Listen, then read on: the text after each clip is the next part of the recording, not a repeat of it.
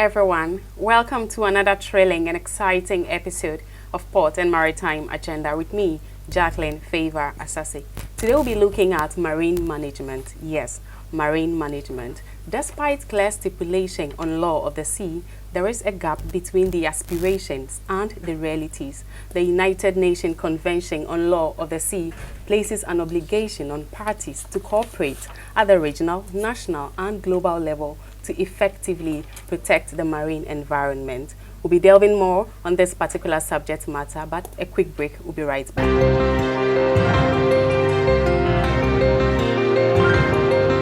Welcome back from that very quick break. If you just joined us, this is Port and Maritime Agenda. As mentioned earlier, today we'll be looking at marine management. And my guest today has been on the show a few months ago. Today he has joined us again on Port and Maritime Agenda. He is a maritime law consultant at Alliance Partners. He's very genius and instrumental when it comes to maritime affairs. And today he has joined us and also a member of the International Maritime Organization. Dr. Kofi Mbiah is my guest today. Hello, Doc. Hello. Hi. It's been a pleasure again getting in touch. Good to see you. Thank you. It's been a while. Yes. How is everything? Fine. The last time I saw you was at the just ended seminar at the Merchant Navy Officers Association. Yes. At the Regional Maritime. Yeah, I delivered a paper. Yes. Yeah. Then since then, yes. I've been hearing of you all over. I'm around quietly. Wow, it's been a pleasure again to have this discussion. Thank you very much. So today we'll be looking at marine management. So Doc, when we mention or talk about marine management, what should come in mind or what should we do? Yes, I must say that marine management, if you like, today is a little, if you like, going out of vogue, you know, in terms of the terminology and the nomenclature that is used when one wants to look at how to, if you like, manage the resources of the ocean. So, simply put, marine management would be, if you like, the control, you know, and the management of the resources of the ocean, whether tangible or intangible. Okay. Today, however, the terminology that we use to encompass all of this is maritime governance. Okay. You know, so within the frame of maritime governance, you have marine management, as it were. Because maritime governance encompasses all of the aspects of the utilization of the resources of the sea, whether, if you like, the physical resources like the fishery, the flora, the fauna, etc., and then also maybe issues of navigation on the sea, issues of maritime security, you know, all of them do come up. And so today, because we look at it not only in terms of managing the resource, as it were, but underpinning that management is sustainability.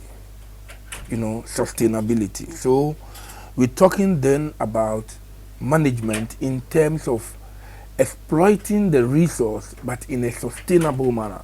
That is to say, conservation approach to management of the resources. So simply put, marine management is the utilization of the resources of the sea, either tangible or intangible. But then now, today, when we talk about marine management, we'll talk about it more in terms of governance. Okay. You know, that is to say, either ocean governance or maritime governance, which encompasses all the various strands and spectra, as far as you are concerned, of the utilization of the resources of the sea. Okay. But with maritime governance involved, why are our oceans still in bad state? Yes, because we have not put in place, if you like, the appropriate policies, backed by appropriate legislation, the plans, the strategies, the structures, the mechanisms by which we can carry out, you know, the sustainable utilization of the oceans. That is just the reason, you know. So even though I can say we have put in place some measures. They are not measures that have some, if you like, deliberacy to it.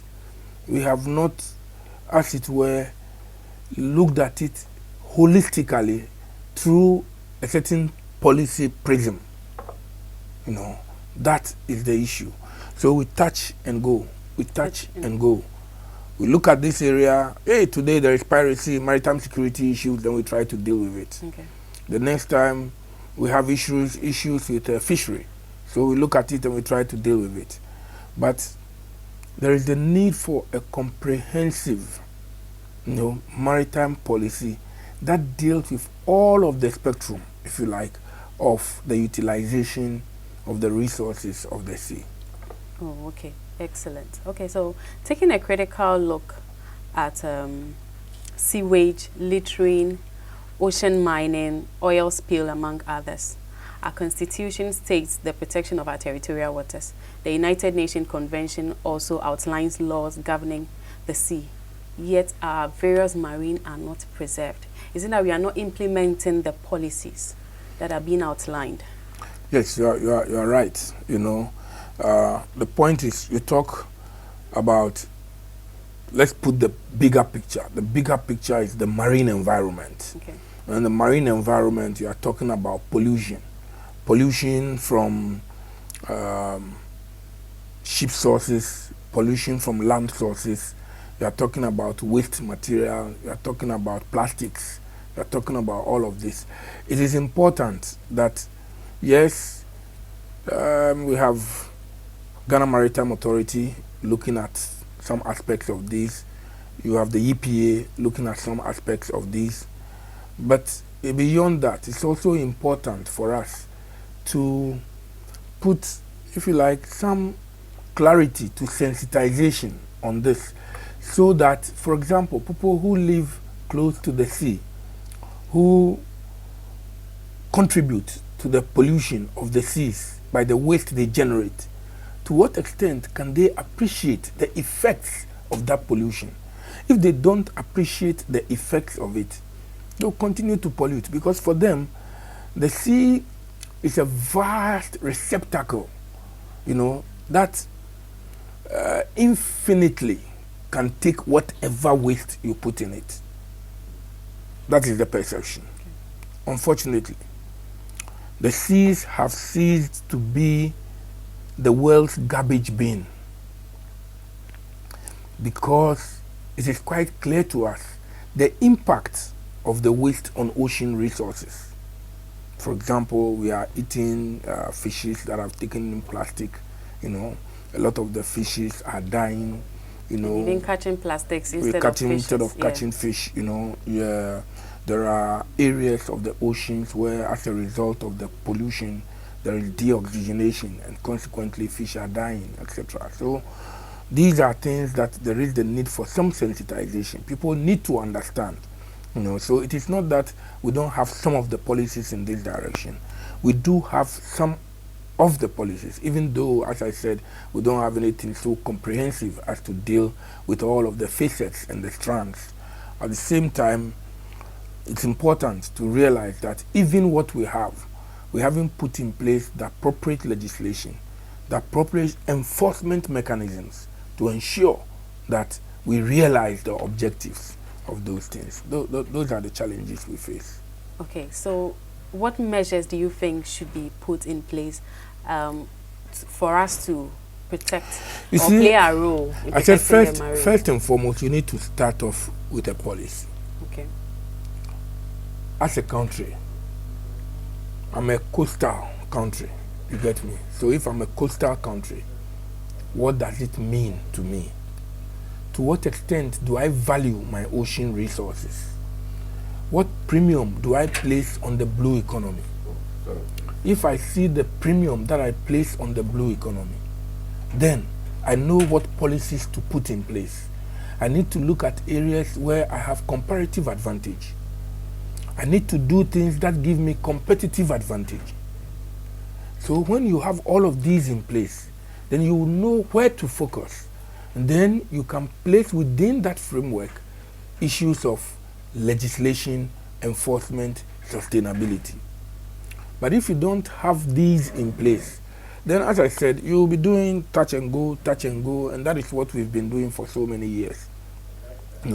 So we don't have a proper comprehensive policy out of which we would now draw out our plans, our programs, and the strategies for implementing these plans and programs, which then brings out all of the issues and then puts in place the mechanisms, the measures, the structures for ensuring that we meet the objectives. Okay, so which stakeholders or sectors are we looking at to put up these policies? A wide array. I mean, if you look at, you see, overarching, there is the Ministry of Transport. Yeah.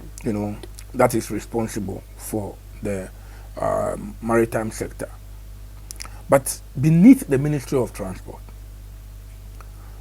you must realize that there are agencies that deal with various aspects of things dealing with the oceans.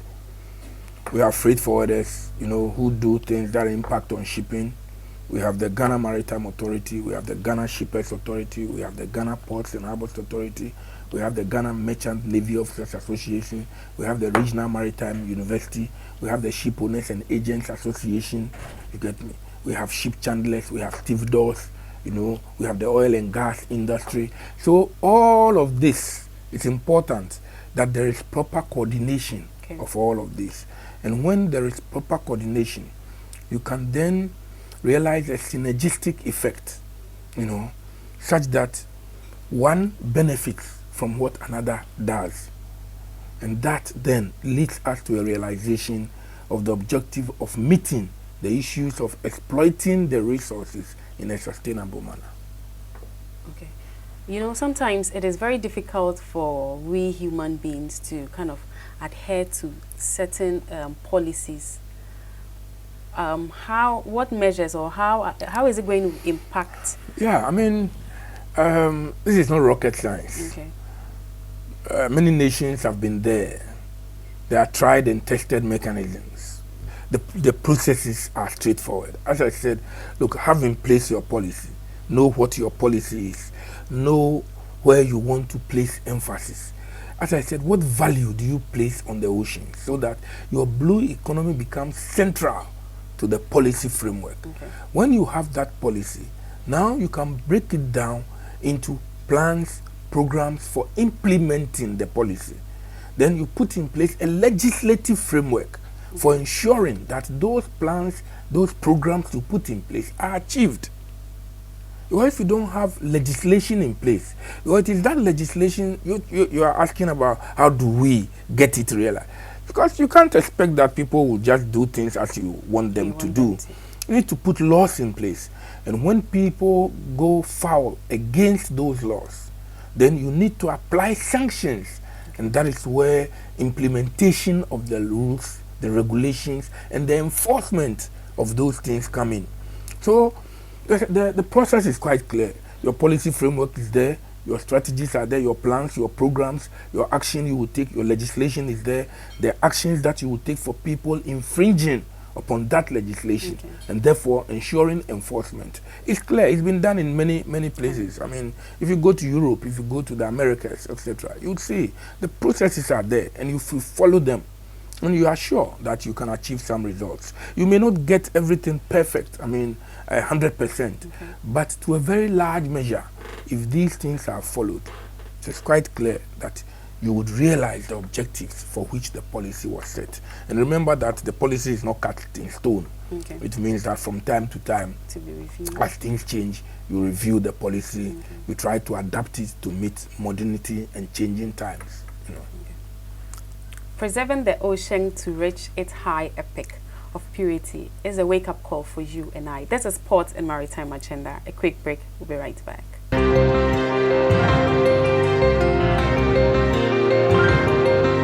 Welcome back from that very quick break.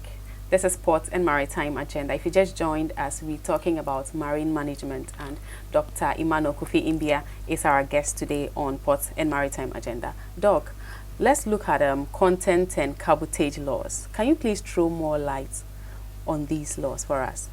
Yes, okay. I mean, cabotage, or cabotage, as some will call it, is, if you like, essentially trading within your own waters. Okay. So if you look at the old Merchant Shipping Act, then if you look at the Ghana Shipping Act, all of them refer to restriction on trading in Ghanaian waters. So, in effect, cabotage is restricted, if you like, to Ghanaians, operating within Ghanaian waters. Okay. So, when you take our maritime domain, today issues arise as to what really do we mean by Ghanaian waters, because you are then talking internal waters, you are talking the territorial sea, and then you are talking about the contiguous zone and the exclusive economic zone. So when you look at it in that respect, every zone and the rights and the obligations that are attendant to the zone. But when it comes to your territory over which you have sovereignty, then every state can legislate in order that it is only the indigents of that state who would, as it were, some will say indigents, some will say citizens, because there could be others who may have come who may not be indigents, but they have become citizens. So that can be one of the means by which you can restrict the trading to your nationals. So cabotage does that. When you talk about local content, however, it is more broader, than cabotage. Cabotage, as I said, is restricted to essentially trading in Ghanaian waters, and that would relate more to, if you like, vessels that call the ports of Tema, Takoradi, and then maybe trading on our internal waters. But when you come to local content, it has a wider purview. Okay. Because in local content, you are looking not only at the trading in Ghanaian waters, but you are looking at other aspects of the maritime sector. So, who should be involved in stevedoring activities? Right, clear? Who should be involved in freight forwarding activities? Can foreigners participate in freight forwarding activities? Can foreigners participate in ship husbanding? You want to find out whether when it comes to building of ports, you want to reserve it to your nationals. When it comes to transportation that adjoins the sea, that is to say moving cargo from the port to the hinterlands, is it something that you will reserve for your people? Okay. You get me? So local content is of a wider purview than, if you like, cabotage. Okay. Cabotage is a little restrictive. It deals mainly with the issue of trading in Ghanaian waters. Okay. And that is the difference that you can draw between the two. So local content is broader. It encapsulates, if you like, a whole spectrum of what we do within the maritime transport sector, including the marine environment, etc., who can do what, who can undertake security, all of these things. But when you come to cabotage, it is more restrictive in terms of the operations within our territorial sea, essentially, and then to some extent our exclusive economic zone. Okay. And I'm sure these two laws are being observed in our country. Yes, for now, I do not know of any local content legislation with respect to the maritime sector, broadly speaking. But I'm aware of the new Ghana cabotage regulations, LI 2348, I think. LI 2348. I think the new regulations which have been passed. I'm sure it is now that Ghana Maritime Authority is sensitizing people on the cabotage, but that is the new regulations which have been passed. but I don't think anything has been passed with respect to local content, which, as I said, would encompass a wide array of the maritime spectrum. How broader? Okay, what has been the impact so far? Oh no, I think that these regulations were passed, even though they are labeled LI 2348 of 2021. I think that they came into being in 2022. So they are, if you like, new. And as I said, we can't talk now about impact because it's now that sensitization is going on. It's now that they are going to roll out the various things that the legislation embodies. So we will need some time to be able to, as it were, make an assessment of the impact that the passage of the cabotage regulations have had on the maritime industry. Okay. Please, would like you to walk us through manned and unmanned ships. They are relevant as far as navigation is concerned. Yeah, relevance. I mean, it's all about automation, and what is happening with automation in recent times. It's a positive development. Looked at through another angle, it's a negative development, and it's a cause for concern. Negative, not in the sense of negative, but like various things in technology, the fact is that once they are introduced, they have a tendency of affecting labor. So when you talk about manned ships, if you look back at Ghana, we had the Sicily River, we had the Volta River, we have a lot of vessels in the Black Star era. And some of these vessels were carrying up to about 40 crew members. 40. You get me? Okay. 40. Okay.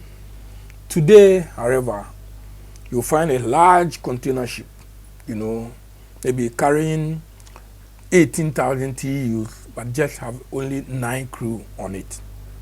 You get me? So gradually, we've moved from the stage where we had about 40 crew to 9 crew, and now to a situation of unmanned ship, that is to say 0 crew.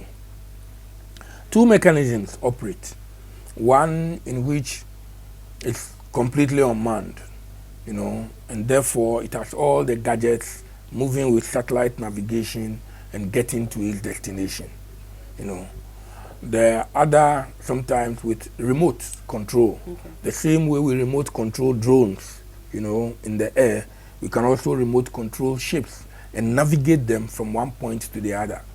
Over 400 years ago, they had over 100 people on the ship to move from Southampton across the Atlantic and go to the Americas. Okay. Today, a ship has been sent from Southampton to the Americas without crew at all.